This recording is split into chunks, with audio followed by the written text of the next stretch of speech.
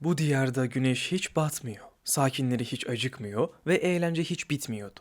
Ve bu diyarın her şeye gücü yeten zalim tanrısının hikayesi. Let's get this show on the road!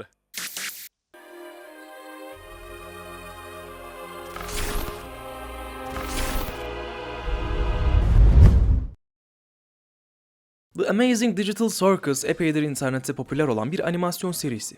YouTube'da bedava yayınlanması ve resmi Türkçe dublaja sahip olması falan da bu popülerlikte bayağı etkili olmuştur elbette. Ancak asıl önemli kısmı anlattığı hikaye ve bunu anlatma şekli. Son yıllarda popüler olan bir yöntem var. Genelde çocuklara hitap edecek şekilde tasarlanmış bir görsellik kullanarak yetişkin hikayeleri anlatmak. Yani yalan yok, Digital Circus da bu sebepten benim ilgimi çekmişti.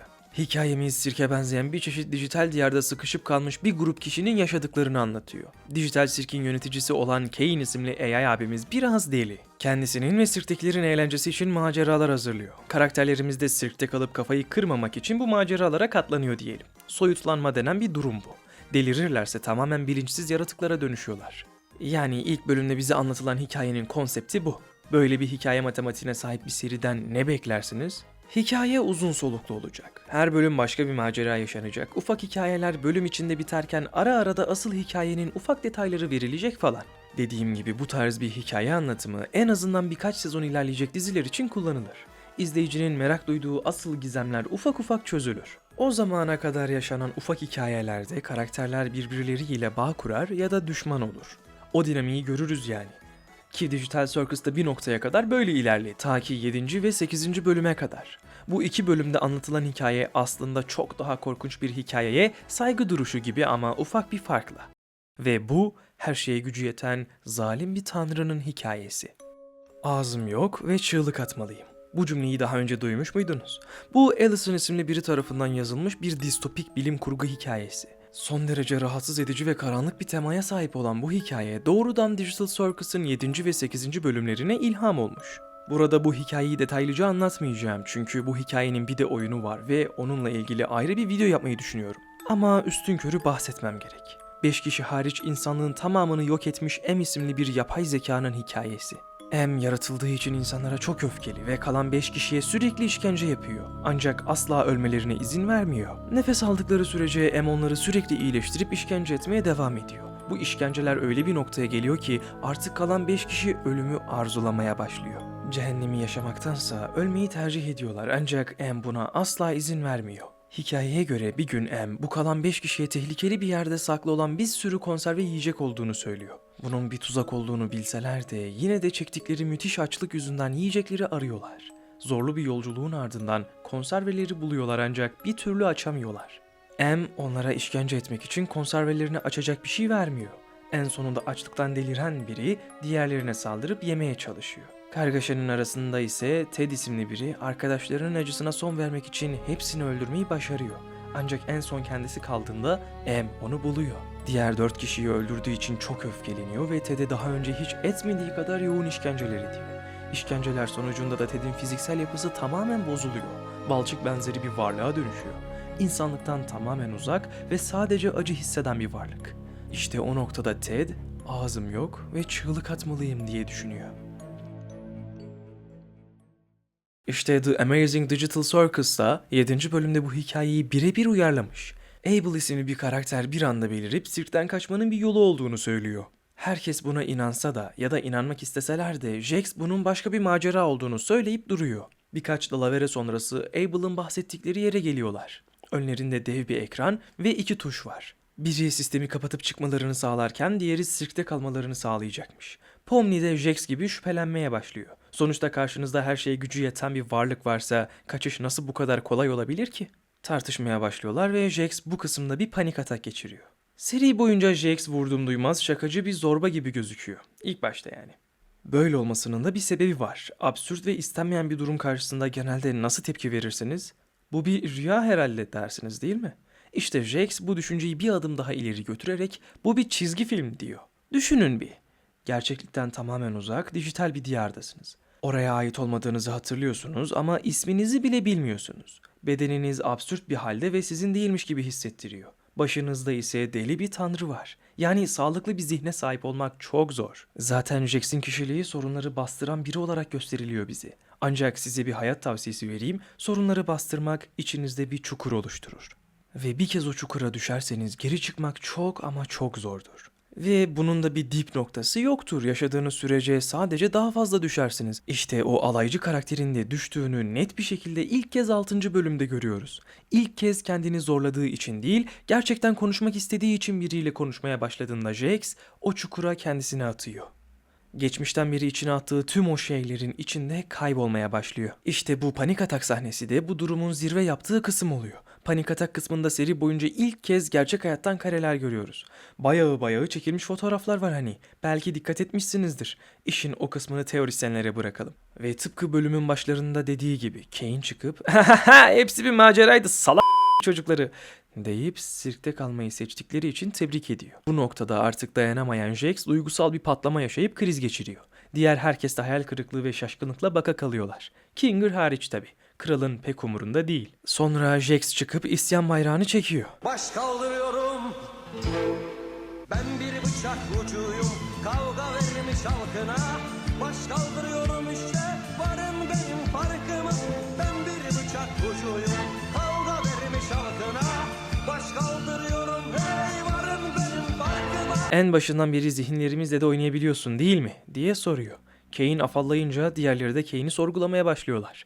Kane ise son sahnede panik olup kaçıyor. Bir noktaya kadar Alicent'ın hikayesiyle oldukça paralel gidiyor aslında. Ancak ufak farklar hikayelerin sonunu değiştiriyor. Kane sadece onları mutlu etmek istediğini söylüyor. Bu maceraları özünde herkes kafayı sıyırıp bozulmasın ve kendisini yalnız bırakmasın diye hazırlıyor. Bölüm içerisinde Jax'in onu oyaladığı kısımda insanların onu kovduğunu söylüyor ve bir onay bekliyor. Bundan ne sonuç çıkarıyorsun? Siz güzel insanlardan pek bir farkım olmadığını mı yoksa? Diye soru soruyor. Tabii bunu şirin ve mizahi bir üslupla yapıyor ama aslında altında bir onay arayışı var. Kane insanlar tarafından yaratılmış bilinçli ve yaratıcı bir AI ve kendisini yaratanlar tarafından terk edilmiş. Bu durum onda dijital sirkteki insanları mutlu etmek ve onay almak istemesine sebep olmuş. Başta bahsettiğim hikayedeki M de yaratıldığı için insanlara öfkeliydi ancak Kane onun aksine son ana kadar kabul edilme arzusu taşıyor gibiydi. 8. bölümde Kane artık dayanamıyor. Hiçbir şekilde mutlu olmamaları Kane'e yaratılma amacını sorgulatıyor. Hatta bu kısımda Bubble Kane'e senin maceralarındansa soyutlanmayı tercih ederler diyor. Tıpkı M'in işkencelerinden kurtulmak için ölmeyi tercih eden insanlar gibi. Onları mutlu etmek için yaptığı onca şeye rağmen başarılı olamaması onu delirtiyor. Suçu da kendisinde değil de onlar da aramaya başlayınca kendi gücünün farkına varıyor ve ipler inceldiği yerden kopuyor. Karakterlerimizin yanına gidiyor. Onlara seçme şanslarının olmadığını, burada kendisine muhtaç olduklarını ve ne derse yapmak zorunda olduklarını söylüyor. Önceden her daim herkesi en azından kendince memnun etmeye çalışan Kane artık macera ayağına karakterlerimize işkence yapıyor. Ve tıpkı Emin yaptığı gibi ne kadar kötü şeyler başlarına gelirse gelsin hemen düzeltip işkence yapmaya devam ediyor. İşte bu noktadan sonrası Alicent'ın hikayesinden ayrılan kısım. Kinger karakteri Kane'in yapımında çalışmış biri. Normalde delinin teki ama karanlığa maruz kaldığında hafızası biraz da olsa geri geliyor. Karakterlerimize Kane'i durdurabileceğini söylüyor. Normalde buna inanmayacak karakterlerimiz bilgi Kinger'dan gelince ikna oluyorlar. Kinger'ın Kane'i durdurabilmesi için bizimkilerin onu oyaladıkları bir kısım var. If I didn't know any better, it seems like you're trying to. Where's Kinger?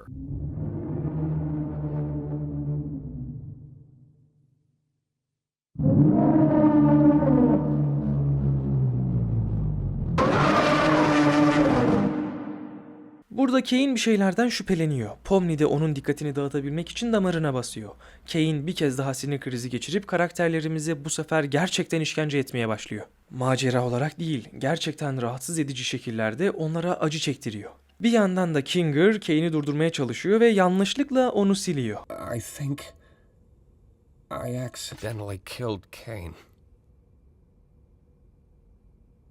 Holy shit.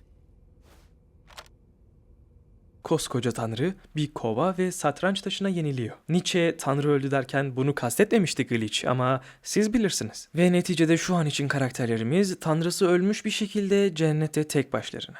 I have no mouth and I must scream'in hikayesinde insanlar işkenceden kurtulmak için M'i öldürürken The Amazing Digital Circus'ta insanlar işkenceden kurtulmak için Kane'i öldürüyorlar. I Have No Mouth and I Must Scream'de dünya cehennemden farksız. The Amazing Digital Circus'ta ise sirk denen yer fazlasıyla mükemmel. Asla ölmediğin, acıkmadığın, uyumak zorunda olmadığın bir diyar. Normalde kim bundan rahatsız olur ki? Ama işte bu sirkin en büyük sorunu tamamen boş olması. O fazla mükemmel yapı insandan yoksun olunca bir anda deliliğin tanımı haline geliyor. Şöyle lüks bir otel düşün, içerisi insan dolu. Otel sana bir sürü yapay eğlence sunuyor. Muhteşem bir tatil yapar keyfine bakarsın. Ulan keşke sonsuza kadar burada yaşasam falan dersin. Şimdi bir de o oteli tamamen boş olarak hayal et. Tek insan sensin. Yine istediğini yapabilirsin ama ne kadar sürer ki bu? O bomboş kocaman binada bir süre sonra biri beni izliyor hissine kapılırsın. Normalde hiçbir tehlike yoktur ama o fazla mükemmel tasarım içerisinde tamamen yalnız olmak sana sürekli bir gerilim hissi verir. Liminal space denen bir durum bu aslında. O hepinizin bildiği Backrooms da bu duygunun eseri. Tekinsizlik. İşte sirk de böyle bir yer. Kinger mesela. Ne zamanki tüm dostları soyutlanıyor, o zaman delirmeye başlıyor. Her daim aydınlık ve parlak olan bu diyarda hafızasını sadece karanlıkta geri kazanabiliyor.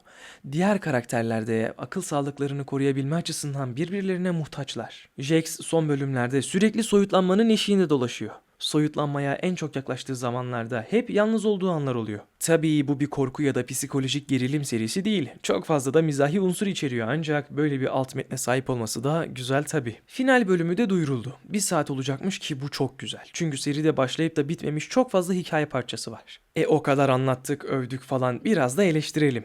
En büyük eleştirim böyle bir hikaye için 9 bölümün çok az kalması. Fark ettiyseniz Kane ve Bubble harici sadece 3 karakter ismini verdim size. Pomni, Jax, Kinger.